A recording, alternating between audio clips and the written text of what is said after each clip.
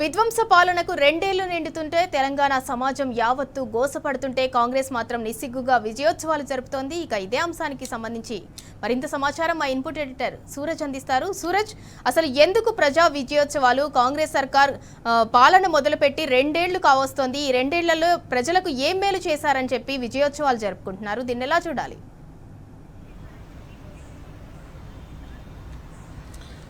సింధూరా, ఒక్క మాటలో చెప్పాలంటే రాష్ట్రం సుభిక్షంగా లేదు.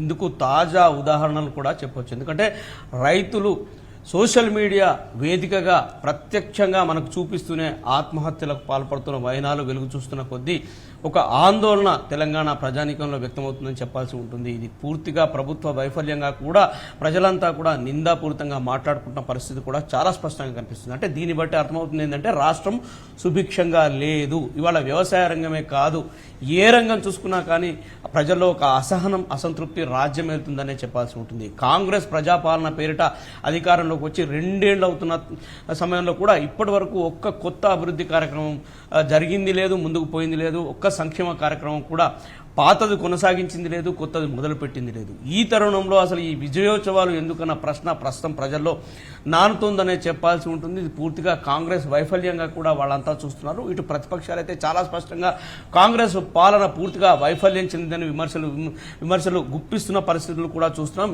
ఈ తరుణంలో విజయోత్సవాల పేరిట ప్రజాసొమ్మును దండుగా చేయడం మినహా ఇందులో వచ్చేదేం లేదనే ఒక అభిప్రాయం కూడా వ్యక్తమవుతుంది. అయితే ఎలక్షన్ల ముందు అనేక హామీలను కాంగ్రెస్ పార్టీ కుమ్మిన విషయం తెలిస్తే, ప్రజలపైకి రుద్దిన విషయం కూడా తెలిస్తే, ప్రజలు అమాయకంగా వాళ్ళని నమ్మి అధికారంలోకి తీసుకొచ్చిన తర్వాత ఇవాళ కాంగ్రెస్ ఏలికలు పూర్తిగా చేతులెత్తేసిన పరిస్థితి చాలా స్పష్టంగా కనిపిస్తుంది.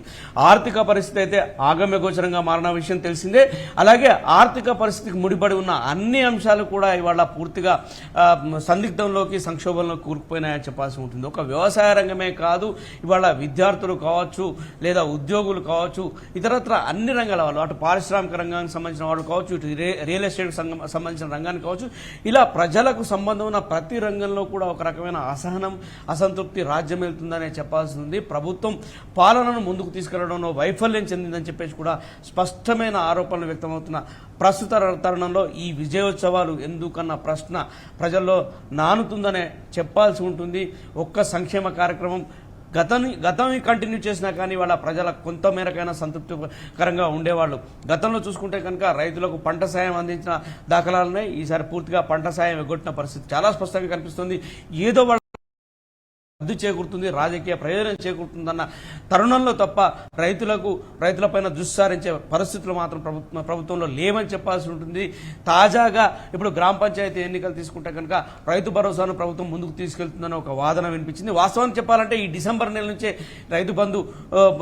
రైతు భరోసాను అందించే ప్రక్రియ మొదలు కావాల్సి ఉంది. కానీ ఇప్పటివరకు ఆ ఆనవాళ్ళు అయితే కనిపించట్లేదు. ప్రభుత్వం ఆ దిశలో ఆలోచిస్తున్నట్టుగా కూడా లేదు. ఎందుకంటే ఈ పంచాయతీ ఎన్నికలు పార్టీల పరంగా జరగవు కనుక వచ్చే జడ్పీటీసీ, ఎంపీటీసీ ఎన్నికలకు ఈ కార్యక్రమాన్ని ముందుకు తీసుకుపోయే ఒక ఆలోచన కూడా ప్రభుత్వానికి ఉన్నట్టుగా తెలుస్తుంది. ఇట్లా ప్రభుత్వం ఒక రాజకీయ పరంగా ఆలోచిస్తున్న ప్రస్తుత తరుణంలో రైతులు తీవ్రమైన క్షోభకు గురవుతున్నారు.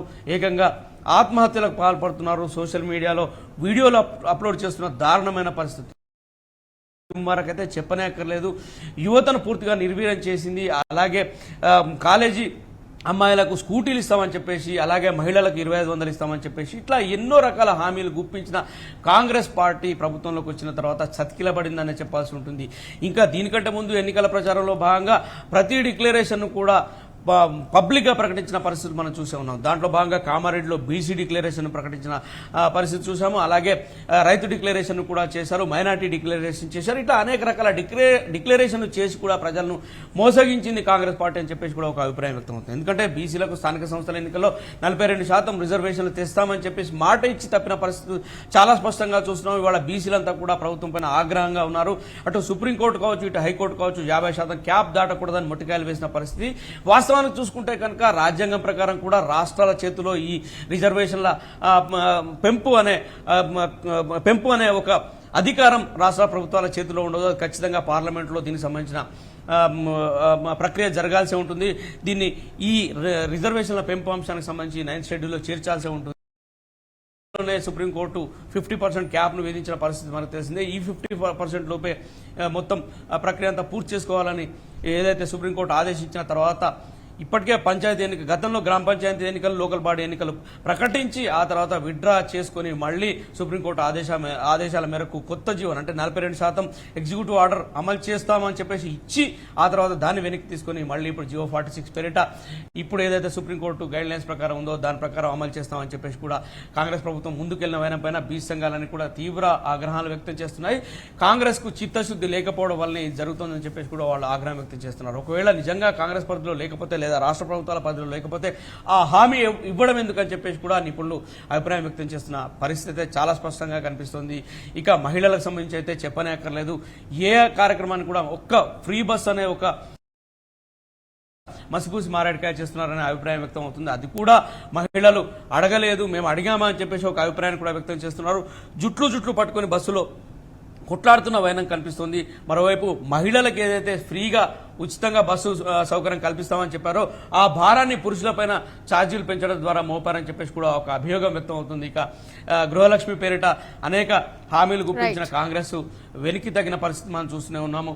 2500 ఇస్తామని చెప్పేసి అలాగే తులం బంగారం ఇస్తామని చెప్పేసి ప్రకటించిన పరిస్థితులు మనం చూసే ఉన్నాము. ఈ తులం బంగారం ఎక్కడ ఇస్తాం రాబోయ్, ₹1,00,000 పైన తులం ఉంది అని చెప్పేసి కాంగ్రెస్ కు సంబంధించిన ఒక సీనియర్ నాయకుడు వ్యాఖ్యానించిన వైఖరి కావచ్చు. ఇలా అనేక రంగాల్లో ఇవాళ కాంగ్రెస్ ప్రభుత్వం ప్రజలను మోసం చేసిందని చెప్పేసి ఒక అభిప్రాయం అయితే చాలా స్పష్టంగా వినిపిస్తుంది. మరి ఈ నేపథ్యంలో అసలు ఈ విజయోత్సవాలు ఎవరి కోసము, ఎందుకు చేస్తుంది కాంగ్రెస్ ప్రభుత్వం? ఇంత ఖర్చు పెట్టి ఈ విజయోత్సవాలు జరపాల్సిన అవసరం ఏంది? ప్రజలంతా కూడా నిరాశ నిస్పృహల్లో కూరుకుపోయి ఉంటే ఈ విజయోత్సవాలు ఎందుకు జరుగుతున్నారని చెప్పేసి ఒక సంశయం, ఒక ప్రశ్న అయితే తలెత్తుందని చెప్పాల్సి ఉంటుంది. Right, thank you Suraj.